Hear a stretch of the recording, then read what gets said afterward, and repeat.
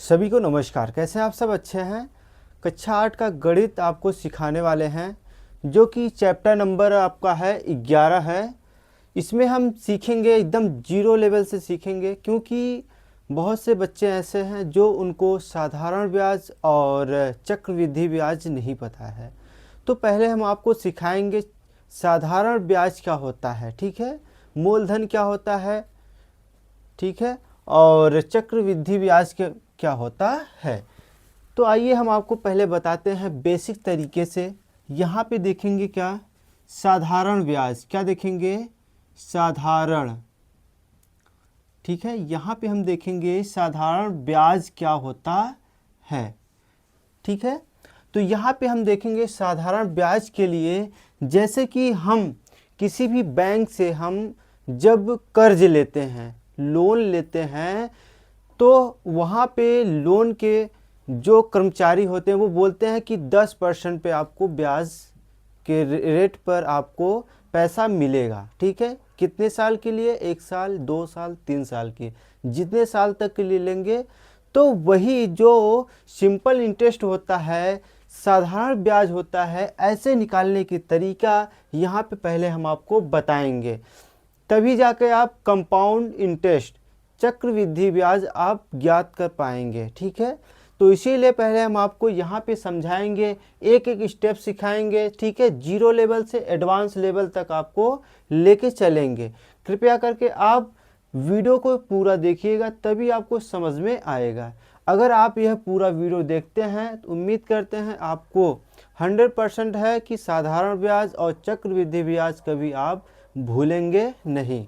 देखिए यहाँ पे हम देखते हैं साधारण ब्याज में क्या होता है। पहला नंबर मूलधन, जो कि हम पी से, ठीक है, हम पी से प्रदर्शित करते हैं, होता है क्या?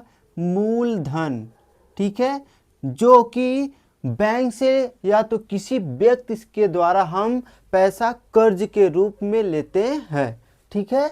अब देखिए यहाँ पे क्या होता है, रेट। रेट मीन्स क्या होता है? दर। क्या होता है? दर होता है जो परसेंटेज होता है। क्या होता है? परसेंटेज होता है। जैसे कि 10% हो गया, 5% हो गया, 2% हो गया, ठीक है। उसके बाद क्या होता है? समय होता है। तो हम टी से प्रदर्शित करते हैं समय को। क्या करते हैं?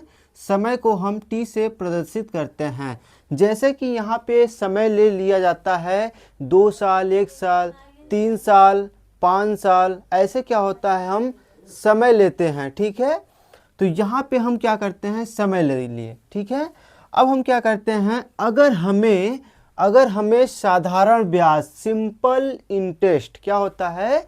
सिंपल इंटरेस्ट अगर हमें निकालना होगा तो हम क्या करेंगे? एक फार्मूला होता है सिंपल इंटरेस्ट निकालने का। यहाँ पे आइए हम आपको बताते हैं इसका फार्मूला क्या होता है। यहाँ लिखेंगे क्या? SI। क्या होता है? साधारण ब्याज, ठीक है, सिंपल इंटरेस्ट। सिंपल इंटरेस्ट बराबर क्या होता है? P गुणे क्या होता है? R गुणे क्या होता है? T बटे क्या करेंगे? 100 करते हैं, ठीक है। ये आपका क्या हो गया? सूत्र हो जाता है। क्या होता है आपका? यह सूत्र हो जाता है, ठीक है। हम क्या करेंगे, अगर यहाँ पे हमें साधारण ब्याज निकालना है, जैसे कि हमने किसी बैंक से 1000 रुपया का लोन लिया 10% पर, तो साधारण ब्याज ज्ञात करो। तो हम क्या करेंगे, यहाँ पे आइए देखते हैं, सवाल के माध्यम से हम आपको सिखाते हैं, ठीक है, कैसे हम साधारण ब्याज को ज्ञात करते हैं। देखिए जैसे कि हमने किसी व्यक्ति या किसी बैंक से हमने 1000 रुपये का लोन लिया, ठीक है। यहाँ पे देखेंगे वो क्या होता है, जो कोई व्यक्ति हमें 1000 रुपया दे रहा है या 2000 रुपया दे रहा है, वो क्या होता है? मूलधन होता है। क्या होता है? मूलधन मीन्स क्या होता है? प्रिंसिपल, ठीक है। यहाँ पे हम पी से प्रदर्शित करते हैं। तो यहाँ पे हम क्या मानते हैं? पी क्या है? मूलधन, ठीक है। क्या है? मूलधन। मूलधन क्या हो गया? यहाँ पे 1000। क्या लिया हमने? 1000 लिया, ठीक है। अब देखिए यहाँ पे हमने क्या लिया? 1000। उसके बाद रेट, रेट मान लो हम लगा देते हैं आर से, क्या करेंगे, आर से लगा दिया 10%, ठीक है। और हम क्या करते हैं यहाँ पे समय, समय क्या करेंगे यहाँ पे देखिए, समय हम लगा देते हैं टाइम टी बराबर, ठीक है, समय टी बराबर क्या हो गया, समय यहाँ पे देखिए टी बराबर क्या होता है, समय होता है, क्या होता है, समय होता है। तो समय हमने क्या कर दिया, 2, कितना, 2 साल कर दिया, 2 ईयर, ठीक है, 2 ईयर हमने कर दिया यहाँ पे, ठीक है। तो हमें क्या ज्ञात करना है यहाँ पे, हमें यहाँ पे ज्ञात करना है क्या, SI सिंपल इंटरेस्ट ज्ञात करना है, ठीक है। क्या ज्ञात करना है, सिंपल इंटरेस्ट ज्ञात करना है, साधारण ब्याज ज्ञात करना है, ठीक है। तो आइए हम क्या करते हैं, ये जो साधारण ब्याज का फार्मूला है, इस फार्मूले में हम मान को रखेंगे और ज्ञात करते हैं। यहाँ पे क्या देखिए, क्या लिखेंगे, SI, ठीक है, बराबर P कितना है यहाँ पर, मूलधन कितना है, 1000, क्या है यहाँ पे 1000 है। उसके बाद क्या का है, R मीन्स क्या होता है, रेट।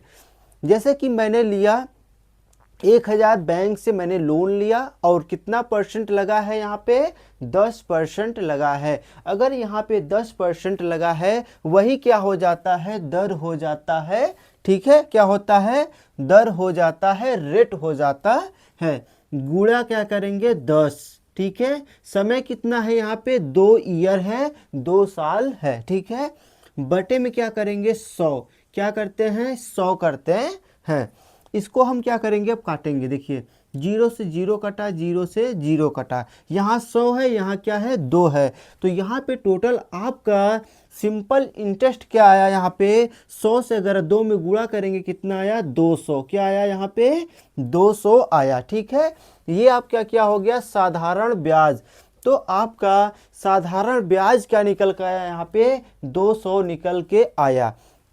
अगर यहीं पे पूछ लिया जाए कि आपका पूरा अमाउंट क्या होगा, पूरा अमाउंट मतलब कि हमने तो 1000 रुपये बैंक से कर्ज लिया, ठीक है, और हमारा 2 साल का ब्याज क्या हुआ, 200 रुपया हुआ। अब हमें 2 साल के बाद, 2 साल में हमें बैंक को वापस करना होगा यहाँ पे 200 ये और 1000 रुपया ये, पूरा 1200 रुपया हमें वापस करना होता है, ठीक है। तो यहाँ पे मैंने क्या बताया कि सिंपल इंटरेस्ट निकालना है यहाँ पे, तो फार्मूला क्या लगाएंगे, SI बराबर P into R into T बटे 100, ठीक है। ये फार्मूला लगाएंगे, साधारण ब्याज निकल के आएगा, ठीक है। आइए आइए अब हम आपको बताते हैं कंपाउंड इंटरेस्ट, मतलब कि चक्रवृद्धि ब्याज क्या होता है, ठीक है। आइए देखिए, यहाँ पे हम अब आपको बताते हैं चक्रवृद्धि ब्याज, ठीक है, चक्रवृद्धि ब्याज, ठीक है। चक्रवृद्धि ब्याज क्या होता है, कंपाउंड इंटरेस्ट, CI होता है, क्या होता है, CI होता है। देखिए यहाँ पे हमने आपको बताया क्या, देखिए हमें इसमें क्या निकालना होता है, CI कंपाउंड इंटरेस्ट, जो कि यहाँ पे ए क्या होता है, ए जो हो जाता है यहाँ पे मिश्र धन, ठीक है, क्या होता है, मिश्र धन, ठीक है, जो मिश्र धन होता है। उसके बाद यहाँ हम P को क्या लिखते हैं, मूलधन, क्या होता है, मूलधन होता है, ठीक है। उसके बाद R बराबर क्या होता है, रेट होता है, जो होता है दर, ठीक है। अब देखेंगे यहाँ N जो होता है, स्मॉल n, क्या होता है यहाँ पे, स्मॉल n हो जो होता है वो क्या होता है, समय होता है, क्या होता है, समय होता है, ठीक है। तो इसका हम फार्मूला बताते हैं, इसका फार्मूला होता है A, ठीक है, क्या होता है, A बराबर होता है यहाँ पे P, क्या होता है, P होता है 1 प्लस R बटे क्या करेंगे 100, ठीक है। उसके बाद पावर क्या हो जाता है N, जो N है वो क्या है, समय है। लेकिन यहाँ पे साधारण का जो हम टी से प्रदर्शित करते थे वो क्या था, समय था। लेकिन यहाँ पे हम चक्रवृद्धि ब्याज में हम जो समय है एन से प्रदर्शित करते हैं, एन से हम देखते हैं वो क्या होता है, समय होता है। ठीक है, तो आइए हम देखते हैं, जैसे कि हम यहाँ पे देखेंगे क्या, देखिए जैसे कि हम यहाँ पे देखेंगे, देखिए हमने किसी से क्या लिया, लोन। ठीक है, हमने किसी से कर्ज लिया क्या, 1000। तो यहाँ पे हम मूलधन, देखिए मूलधन हमारा क्या, पी बराबर क्या हो गया यहाँ पे 1000। ठीक है, क्या करेंगे 1000। ठीक है, समझ में आया। यहाँ पे और रेट क्या हो गया, यहाँ पे 10%, क्या हो गया यहाँ पे 10% हो गया। और यहाँ पे समय देखते हैं, एन क्या है, एन बराबर यहाँ पे क्या हो जाता है, कितना, 2 साल कर दे रहे हैं। ठीक है, क्या हो गया, 2 साल कर दिए। हमें ज्ञात क्या करना है, CI चक्रवृद्धि ज्ञात करना है। अगर हमें CI ज्ञात करना है यहाँ पे, तो देखेंगे क्या, देखिए पहला नंबर हम यहाँ पे फार्मूला क्या लगाएंगे, ए क्या है, मिश्र धन है। हम मिश्र धन को पहले फार्मूले के माध्यम से ज्ञात करेंगे, उसके बाद क्या करेंगे, हम जो मिश्र धन आया है, जो टोटल अमाउंट आया है, टोटल अमाउंट से हम क्या करेंगे, जो हमारा मूलधन है, मूलधन को हम माइनस करेंगे, तो हमारा क्या आएगा, CI चक्रवृद्धि ब्याज वल्ली निकल के आता है। तो आइए हम पहले सवाल को हम क्या करेंगे, मिश्र धन। देखिए यहाँ ए बराबर क्या हो गया, पी है, पी क्या है 1000, कितना है मूलधन 1000 लिखो। ठीक है, उसके बाद यहाँ क्या है, 1 है, 1 लिखो। ठीक है, प्लस आर कितना है यहाँ पे 10 बटे क्या करो 100 लिखो। ठीक है, समय कितना है 2 लगाओ। ठीक है, अब मैंने क्या किया, जहाँ जहाँ पे वैल्यू रखना था वहाँ वहाँ मैंने क्या किया, वैल्यू को पुट कर दिया, रख दिया। ठीक है, अब देखिए यहाँ पे हम ए की वैल्यू अगर निकालते हैं, देखिए लिखेंगे 1000। ठीक है, लिखो 1000।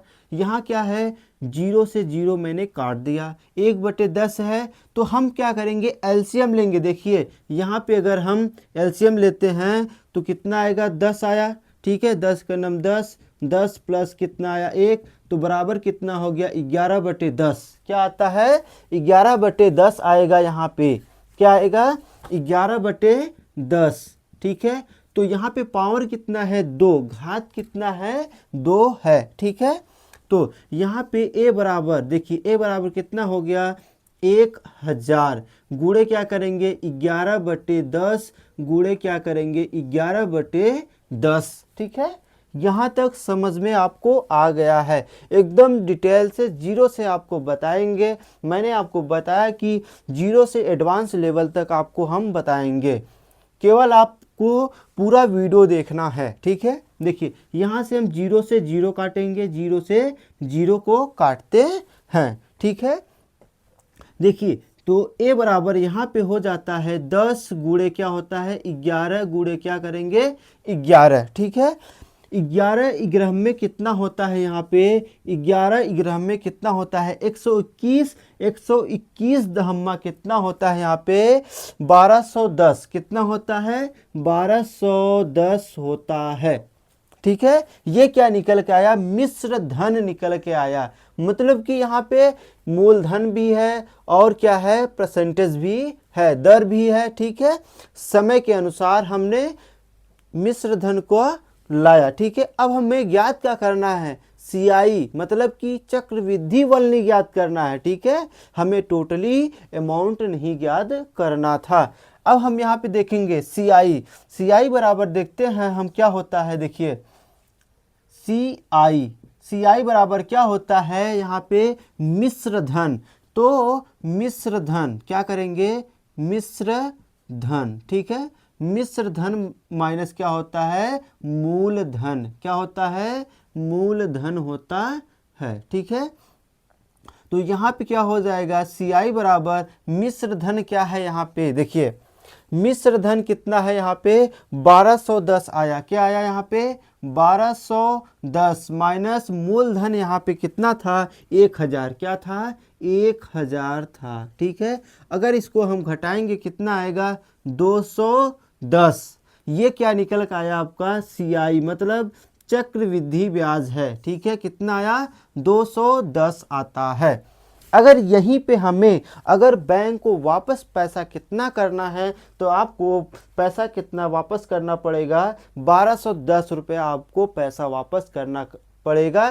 कितने साल में? 2 साल में। लेकिन अगर आपको ब्याज देना होगा तो आपको चक्रवृद्धि ब्याज कितना देना पड़ेगा? 210। लेकिन दोस्तों यहाँ पे ये देखना है कि अगर मैंने जब साधारण ब्याज को निकाला यहाँ पे 2 साल के लिए कितना था? 200 रुपये आया। लेकिन वहीं पे मैंने जब चक्रवृद्धि ब्याज निकाला यहाँ पे तो कितना आया? 210, मतलब 10 रुपये और बढ़ के आया। क्योंकि जो साधारण ब्याज होता है वो केवल मूलधन का ब्याज लगता है, लेकिन चक्रवृद्धि जो ब्याज होता है वह मूलधन का भी ब्याज लगता है, उसके बाद जो ब्याज बनता है उसका ब्याज का भी पैसा लगता है। ये होता है चक्रवृद्धि ब्याज और क्या होता है? साधारण ब्याज का अंतर होता है। ठीक है, तो आपको यह समझ में आ गया होगा कि साधारण ब्याज क्या है और चक्रवृद्धि ब्याज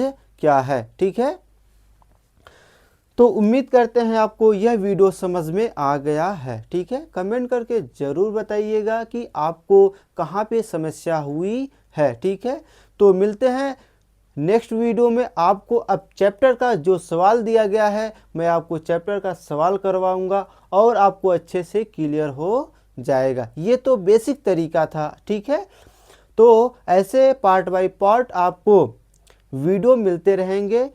चैनल अगर सब्सक्राइब करेंगे तो आप तक नोटिफिकेशन ज़रूर पहुंचेगा और आप देखेंगे। ठीक है, मिलते हैं नेक्स्ट वीडियो में। जय हिंद, जय भारत।